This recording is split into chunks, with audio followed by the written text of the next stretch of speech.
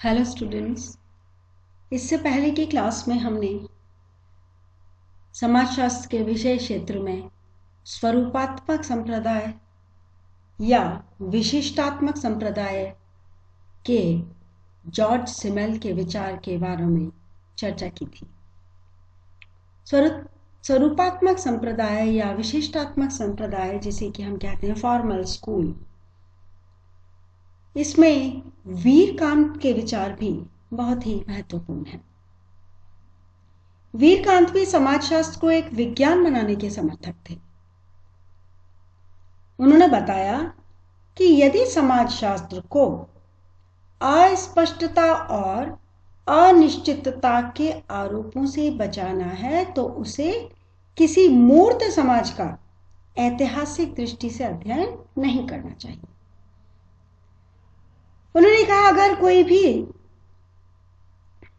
समाजशास्त्र को विशिष्ट विज्ञान बनाना चाहता है तो मानसिक संबंध के स्वरूपों का अध्ययन भी करना चाहिए, जो व्यक्तियों को एक दूसरे से या समूह से बांधते हैं। ऐसे संबंध समाजशास्त्र इस बात पर विचार बिल्कुल नहीं करता। वीरकांत कहते हैं कि पिता और पुत्र में या माता या पुत्री में क्या संबंध है, वह मानसिक संबंधों की बात करता है। वो यश, सम्मान, प्रेम, स्नेह, लज्जा, घृणा, समर्पण, सहयोग, संघर्ष, प्रतिस्पर्धा, ऐसे भावनात्मक और मानसिक पहलुओं पर विचार करता है और समाजशास्त्र में इन्हीं का अध्ययन किया जाता है और इन्हीं के आधार पर विभिन्न सामाजिक संबंध भी बनते हैं और इन्हीं सामाजिक संबंधों से समाज का निर्माण होता है। तो समाजशास्त्र को इन्हीं मानसिक और भावनात्मक तत्वों या संबंधों के स्वरूपों के अध्ययन तक स्वयं को सीमित रखना चाहिए। तो इस संदर्भ में वीरकांत स्वयं कहते हैं कि समाजशास्त्र उन मानसिक संबंधों के अंतिम स्वरूप का अध्ययन है जो कि मनुष्यों को एक दूसरे से बांधते हैं। ये वीरकांत के विचार थे। स्पष्ट है कि वे कहते हैं कि मानसिक और भावनात्मक पहलुओं का अध्ययन समाजशास्त्र में होना चाहिए, यानी कि मानसिक संबंधों के स्वरूपों का अध्ययन समाजशास्त्र में किया जाना चाहिए। वीरकांत के ऐसे विचार हैं। इसी के क्रम में वॉन विज के विचार भी हम पढ़ते हैं। वॉन विज कहते हैं सिमेल की तरह समाजशास्त्र को एक विशेष विज्ञान बनाने के पक्ष में थे वे भी, और उनका कहना था कि समाजशास्त्र एक ऐसा विशिष्ट विज्ञान है, जैसा कि वीरकांत ने कहा, जो मानवीय संबंधों के स्वरूपों का अध्ययन करता है और यही उसका विशिष्ट क्षेत्र है। मानवीय संबंधों का अध्ययन, मानवीय संबंधों के स्वरूपों का अध्ययन, और उन्होंने फिर सामाजिक संबंधों के 650 स्वरूपों का अध्ययन करते हुए बताया कि समाजशास्त्र को इन्हीं स्वरूपों के अध्ययन में अपने आप को लगाना चाहिए। तो वॉन विज का कहना यह था कि जो 650 स्वरूप हैं सामाजिक संबंधों के, उनका अध्ययन समाजशास्त्र में किया जाना चाहिए, तभी समाजशास्त्र को आप एक विशेष विज्ञान बना पाएंगे। मैक्स वेबर के बारे में भी हम आगे काफी विस्तार से पढ़ेंगे और अभी हम बात कर रहे हैं मैक्स वेबर के स्वरूपात्मक संप्रदाय के संबंध में विचारों को लेकर के। तो मैक्स वेबर समाजशास्त्र को एक विशेष विज्ञान मानते हैं। वो कहते हैं कि समाजशास्त्र सामाजिक क्रियाओं का अध्ययन है। सामाजिक क्रियाओं को उन्होंने कहा वो व्यवहार सामाजिक क्रियाएं हैं जो कि अर्थपूर्ण हैं और साथ ही जो अन्य व्यक्तियों के व्यवहारों से प्रभावित होती हैं। वे सामाजिक क्रियाएं जो अन्य व्यक्तियों के व्यवहारों से प्रभावित होती हैं, क्योंकि सामाजिक क्रियाओं का आधार है व्यवहार। तो समाजशास्त्र का कार्य सामाजिक व्यवहारों को समझना और उनकी व्याख्या करना है। मैक्स वेबर के अनुसार सामाजिक क्रियाओं की विस्तृत व्याख्या और विश्लेषण से ही समाजशास्त्र में अनुभव और तर्क पर आधारित नियमों का निर्माण किया जा सकता है। वेबर ये भी कहते हैं कि यदि समाजशास्त्र के अंतर्गत सभी प्रकार के सामाजिक संबंधों का अध्ययन किया जाएगा तो इसका क्षेत्र अस्पष्ट और असीमित हो जाएगा। तो इसके लिए क्या आवश्यक है कि सामाजिक संबंधों का अध्ययन निश्चित सीमा में किया जाए। इस दृष्टि से वेबर ये मानते हैं कि समाजशास्त्र में सामाजिक क्रिया का अध्ययन किया जाना चाहिए। अब इस समाज से, इस संप्रदाय से संबंधित सभी विद्वान समाजशास्त्र के क्षेत्र को सामाजिक संबंधों के स्वरूपों के अध्ययन तक सीमित मानते हैं और सभी विद्वानों का समाजशास्त्र को एक नवीन विशिष्ट विज्ञान बनाने का प्रयास है जो अन्य सामाजिक विज्ञानों से पूरी तरह से स्वतंत्र है। किंतु कुछ लोगों का ऐसा मानना है कि स्वरूपात्मक संप्रदाय अनिश्चित और अस्पष्ट है।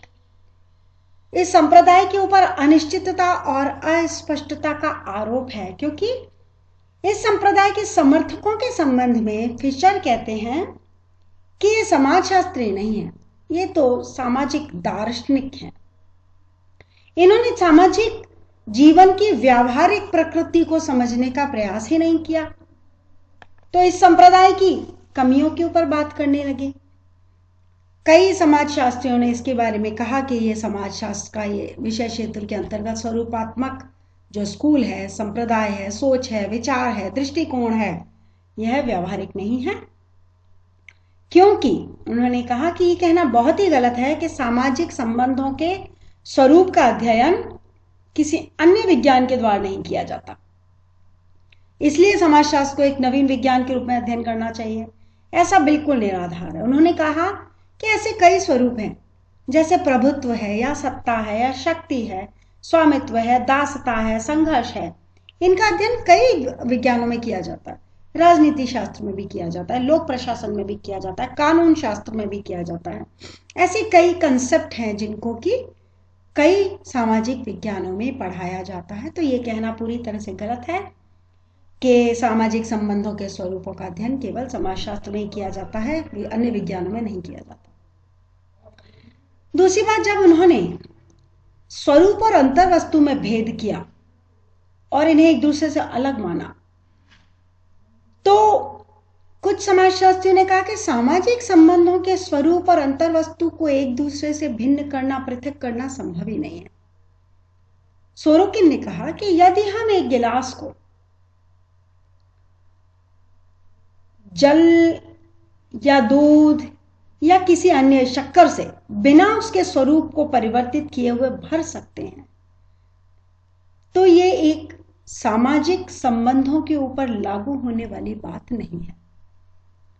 एक सामाजिक संस्था के विषय में आप कल्पना नहीं कर सकते कि उसका स्वरूप उसके सदस्यों के बदल जाने के बाद भी परिवर्तित नहीं होगा। तो स्पष्ट ये किया कुछ लोगों ने, कुछ विद्वानों ने, जो इस संप्रदाय के विरोध में बात करते थे कि समाजशास्त्र में सामाजिक संबंधों के स्वरूपों का अध्ययन करना संभव इसलिए नहीं है क्योंकि सामाजिक संबंधों के स्वरूप और अंतर वस्तु को एक दूसरे से अलग किया ही नहीं जा सकता। इसके अलावा उन लोगों ने कहा कि ये एक स्वतंत्र और परिशुद्ध प्योर साइंस बनाना चाहते हैं और ऐसा होना संभव ही नहीं है क्योंकि सामाजिक विज्ञान तो एक दूसरे से किसी न किसी मात्रा में एक दूसरे से कुछ ना कुछ ग्रहण करते हैं, देते रहते हैं, लेते रहते हैं, पारस्परिक रूप से निर्भर हैं। तो समाजशास्त्र एक स्वतंत्र और शुद्ध परिशुद्ध विज्ञान नहीं बन सकता। ये सामाजिक विज्ञानों की श्रेणी में ही रहेगा और सामाजिक विज्ञानों के साथ ही इसको अपना विकास करना होगा। फिर इस संप्रदाय के समर्थकों ने कहा यह नवीन विषय है तो इसके अध्ययन क्षेत्र को सीमित रखा जाना चाहिए और सामाजिक संबंधों के कुछ विशिष्ट स्वरूपों तक ही सीमित रखा जाना चाहिए। इस बात का भी कई समाजशास्त्रियों ने विरोध किया। उन्होंने कहा कि समाजशास्त्र में अगर केवल सामाजिक संबंधों के स्वरूपों का अध्ययन किया जाएगा तो सामाजिक जीवन के कई पक्ष समाजशास्त्र के अंतर्गत नहीं आएंगे और ऐसी स्थिति में समाजशास्त्र का क्षेत्र बहुत ही सीमित हो जाएगा जो किसी भी दृष्टि से उचित नहीं है। एक और इनकी आलोचना की गई इस संप्रदाय की, वो इस प्रकार थी कि आज प्रमाणित हो गया है कि सामाजिक जीवन के जो पक्ष हैं वो एक दूसरे से घनिष्ठतः संबंधित हैं, और अगर सामाजिक जीवन के किसी एक भाग या पक्ष में कोई परिवर्तन आता है तो उसका प्रभाव अन्य भागों और अन्य पक्षों पर भी पड़ता ही है। तो इस संप्रदाय के समर्थकों के अनुसार समाजशास्त्र के अंतर्गत केवल सामाजिक संबंधों के स्वरूपों के अध्ययन पर जोर देना सामाजिक जीवन के अन्य पक्षों की अवहेलना करता है, जो उचित नहीं है, गलत है, और इस तरह से ये समाजशास्त्र को बहुत ही सीमित कर देंगे। एक अंतिम कमी और इंगित किया गया जिसकी तरफ, कि इस संप्रदाय के समर्थकों ने समाजीकरण के स्वरूपों और सामाजिक संबंधों के स्वरूपों में कोई अंतर नहीं किया, दोनों को एक दूसरे का पर्यायवाची मान लिया गया, जबकि वास्तव में ऐसा नहीं है। तो स्पष्ट है कि इस संप्रदाय की मान्यताओं को सही नहीं माना गया। इसके समर्थक समाजशास्त्र के अध्ययन क्षेत्र को ठीक प्रकार से स्पष्ट करने में असमर्थ रहे, और इनकी जो आलोचनाएं हुई, इसके अलावा जो विभिन्न समाजशास्त्रियों के स्वरूपात्मक संप्रदाय के बारे में विचार हैं, उनको पूरी तरह से नकारा नहीं जा सकता, उनका महत्व लगातार बना हुआ है। फिर भी कुछ सीमाओं को ध्यान में रखते हुए स्वरूपात्मक संप्रदाय को क्या की उपयोगिता है, को महत्व है, जिसे हमें ध्यान में हमेशा रखना चाहिए। आज के लिए बस इतना ही। कल की क्लास में हम समाजशास्त्र के विषय क्षेत्र के दूसरे संप्रदाय, जो कि समन्वयात्मक संप्रदाय है, सिंथेटिक स्कूल है, उस पर चर्चा करेंगे।